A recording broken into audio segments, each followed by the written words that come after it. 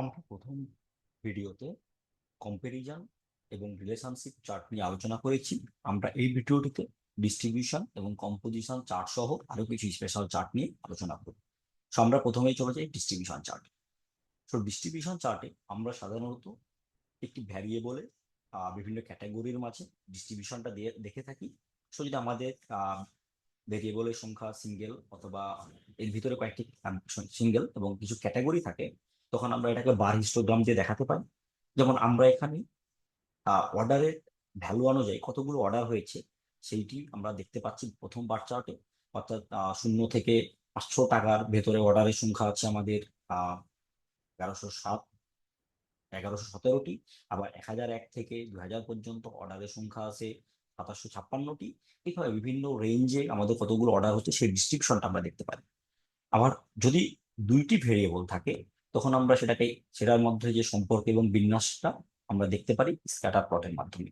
আমরা এখানে একটা নিউক্লিয়ার পাওয়ার প্ল্যান্ট থেকে ডিস্টেন্স এবং আমরা রেঞ্জ দেখতে পাচ্ছি। ডিস্টেন্স যত বেশি হয় রেঞ্জ সাধারণত তত বেশি এখানে দেখতে পাচ্ছি। এবং এখানে সবচেয়ে বেশি পরিমাণ ডেটা পয়েন্ট আছে 4 থেকে 7 কিলোমিটারের ভেতরে এবং 5 থেকে 10,000-এর ভেতরে। সো এখান থেকে আমরা বেসিক্যালি যে ভ্যারিয়েবলের যে বিন্যাস সেটা দেখতে পাচ্ছি। এরপর আমরা চলে যাব কম্পোজিশন চার্টে।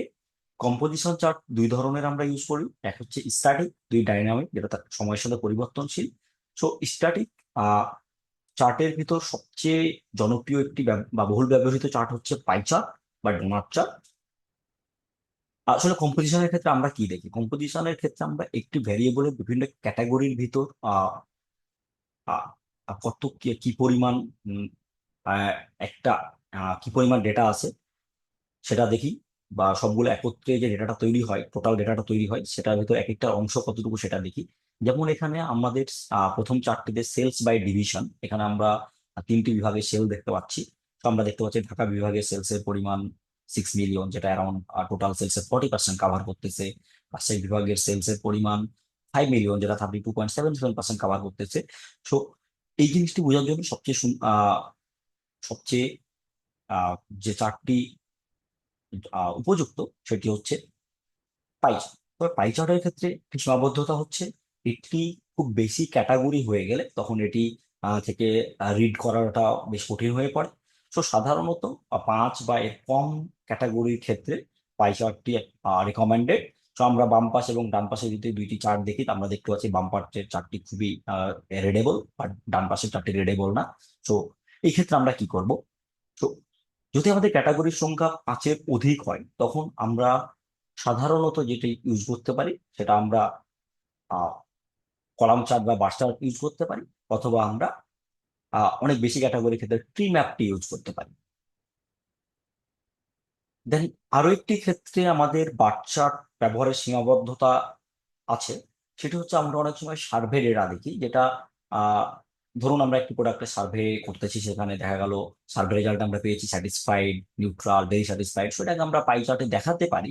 কিন্তু সেখান থেকে সেন্স মেক করা একটু টাফ, বা এটা থেকে অডিয়েন্স সহজে বুঝতে পারে না। সেই ক্ষেত্রে যদি আমরা সিঙ্গেল বার চার্ট ইউজ করি, সেই ক্ষেত্রে আমরা খুব সহজেই ফ্লোটা বুঝতে পারি। যেমন এখানে আমরা গ্রিন দিয়ে 15% they are very highly satisfied, very satisfied, then satisfied portion 45%, light green, then grey, they are neutral, and red, they are dissatisfied. এইখানে পাই চার্টের চাইতে বার চার্ট অধিকতর যৌক্তিক।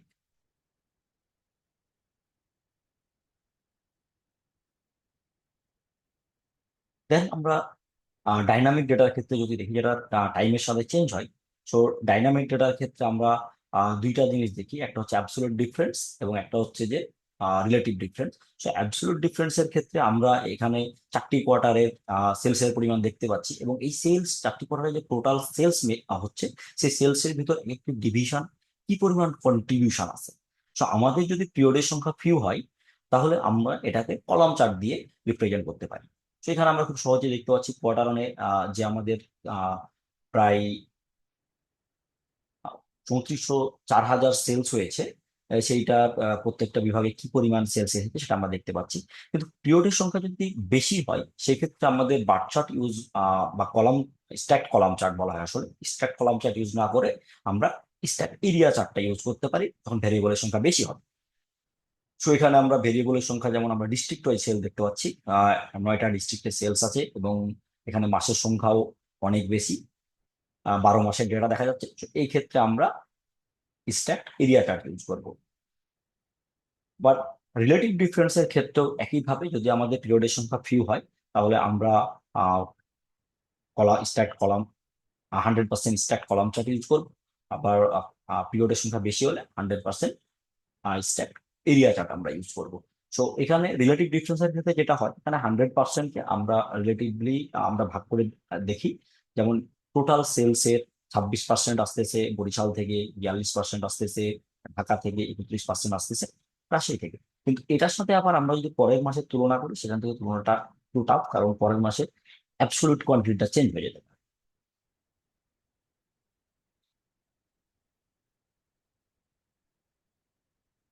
দেন আমরা কিছু স্পেশাল চার্ট দেখি, যেমন একটু হচ্ছে ওয়াটারফল চার্ট। ওয়াটারফল চার্টের মাধ্যমে আমরা কোনো ইনিশিয়াল ভ্যালু কোনো ফাইনাল ভ্যালুতে যাওয়ার সময় যে পজিটিভ এবং নেগেটিভ চেঞ্জ গুলো দিয়ে যাই সেই জিনিসটা দেখা হয়। আর সাধারণত স্টক প্রাইস বা শেয়ার প্রাইসের জন্য এই ধরনের চার্ট ইউজ করা হয়। দেন আমরা দেখি ফানেল চার্ট। ফানেল চার্ট সাধারণত ভিজুয়ালাইজ করা হয় কোনো একটা লিনিয়ার প্রসেসে, যে সিকোয়েন্সিয়াল বা কানেক্টেড স্টেজ গুলো। এটা সেলস ফানেল নামে আমরা একটা জিনিস দেখেছি, সেখানে লিড জেনারেশনের পর কি পরিমাণ সেই থেকে আমরা সেলস করতে পারি সেটা দেখা হয়। এখানে যেমন আমরা 4টে স্টেপে যদি দেখি, নাম্বার অফ অ্যাড ভিউ দেখা যাচ্ছে 1000, সেখান থেকে আমরা বিভিন্ন স্টেপ এসে দেখা যাচ্ছে সে প্রোডাক্টটি বাই করেছে 60 পিপল। সো আমরা 100% থেকে সেটা 6%-এ নেমে আসছে। দেন আমরা ম্যাপ চার্ট দেখবো। ম্যাপ চার্ট সাধারণত যখন কোনো যে ক্ষেত্রে আমাদের জিওগ্রাফিক্যাল লোকেশনকে ফোকাস করাটা বেশি গুরুত্বপূর্ণ সেই ক্ষেত্রে আমরা ম্যাপ চার্ট ইউজ করতে পারি। তো আমরা এখানে 3টি বিভাগের সেলসটা দেখতে পাচ্ছি এবং যে বাবলটি সাইজ থেকে আমরা সেলসের পরিমাণ দেখতে পারি। সো কোনো সেলসের টেরিটরি ওয়াইজ বা ডেমোগ্রাফিক ইনফরমেশন বা রিজিওনাল পারফরমেন্স বোঝার জন্য ম্যাপ চার্টটা অত্যন্ত কার্যকারী। এরপর আমরা দেখবো রিবন চার্ট। রিবন চার্টে সাধারণত বিভিন্ন ক্যাটাগরির যে রিলেটিভ র্যাঙ্কিংটা দেখা যায় এবং এই সময়ের সাথে যে ফ্লোটা হয় সে ফ্লোতে র্যাঙ্কটা কিরকম পরিবর্তন হচ্ছে বা ভ্যালুটা কিরকম পরিবর্তন হচ্ছে সেটা আমরা রিবন চার্ট থেকে খুব সহজে দেখতে পাই। যেমন আমরা আহ, যদি ফার্স্ট পার্পল কালার, লাইট পার্পলে যাই তাহলে দেখতে পাবো আমরা কোয়ার্টার 1 থেকে কোয়ার্টার 2 যে মুভমেন্টটা হচ্ছে সেখানে আমার র্যাঙ্কিং 4 থেকে 5-এ নেমে যাচ্ছে, অর্থাৎ র্যাঙ্ক এক পরিমাণ কমে যাচ্ছে। এবং আমাদের কোয়ার্টার 1-এ সেলস ছিল যেখানে 3,68,000, সেখানে পরের কোয়ার্টারে সেটা 3,71,000 হয়ে যাচ্ছে, 3,71,000 হয়ে যাচ্ছে। এবং সেলস ভ্যালু যেটা চেঞ্জ হচ্ছে, যদিও এটা sales value positive, but relative অন্য অন্য হয়তো ডিস্ট্রিক্টের সেল বেশি হয়েছে, সেহেতু এটা রিলেটিভ র্যাঙ্কিং কমে যাচ্ছে। সো আমরা এই চার্ট থেকে খুব সহজেই একটি ভেরিয়েবলের বিভিন্ন টাইমের সাপেক্ষে যে ফ্লোটা এবং রিলেটিভ যে অবস্থানটা সেটা দেখতে পাই। এরপর আমরা দেখব স্যাঙ্কি ডায়াগ্রাম। তো স্যাঙ্কি ডায়াগ্রামটা খুব মোটামুটি একটা কমপ্লেক্স একটা চার্ট, যেখান থেকে আমরা একটা রিসোর্সের ফ্লো দেখতে পারি। তো এখানে আমরা যে জিনিসটা দেখার চেষ্টা করেছি, আমাদের যে বন্যার রিলিফটা আসতেছে, তো আমরা যদি দেখি যে লেভেল ওয়ানে আমরা চিপ অ্যাডভাইজার রিলিফ ফান্ড আছে, আসুন্না ফাউন্ডেশন আছে, যেমন পিএসসি এবং XYZ যে কোনো একটা অর্গানাইজেশন, সেখানে আমাদের কোথা থেকে ফান্ডগুলো আসছে, সোর্স গুলো কি। তো আমরা চেকের মাধ্যমে একটা টাকা এসেছে, ব্যাংক থেকে এসেছে, MFS এর মাধ্যমে এসেছে, বা কিছু অন স্পট এসেছে। সো এই যে টোটাল চেকের মাধ্যমে 3,355,000,000 এসেছে, এর অংশগুলো কোথায় কিভাবে ফ্লো হচ্ছে। এবং চেক আসন্না ফাউন্ডেশনে 7 মিলিয়ন এসেছে, টিএসসি তে চেকের মাধ্যমে আমরা দেখতেছি 4 মিলিয়ন এসেছে। আবার চেকের মাধ্যমে দেখা গেল চিপ অ্যাডভাইজার ফান্ডে 60 মিলিয়ন এসেছে। সো আমরা ফ্লোটা দেখতে পাচ্ছি।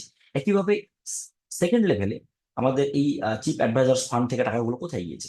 তো আমরা যদি সেকেন্ড লেভেলে দেখি, আমাদের সেকেন্ড লেভেল আছে কিছু টাকা তারা আবার ব্যাংকে জমা রেখেছে, জমা দিয়ে দিয়েছে, যেটা হয়তো ইউজ হয় নাই। আবার কিছু অংশ আহ ইউএনও কে মাধ্যমে দেওয়া হয়েছে, সো ইউএন এর কাছে কিছু অংশ গিয়েছে। দেন কিছু অংশ গভর্নমেন্টের ফান্ড থেকে আর্মিদের মাধ্যমে দেওয়া হয়েছে।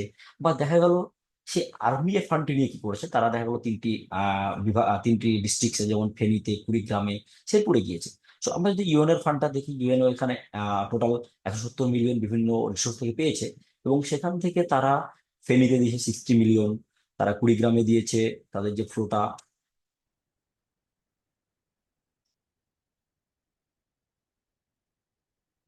তো কুড়িগ্রামে 60 মিলিয়ন গিয়েছে। আবার দেখা গেল 8 মিলিয়ন শেরপুরে গিয়েছে, আমাদের ইউএনও ফান্ড থেকে শেরপুরে গিয়েছে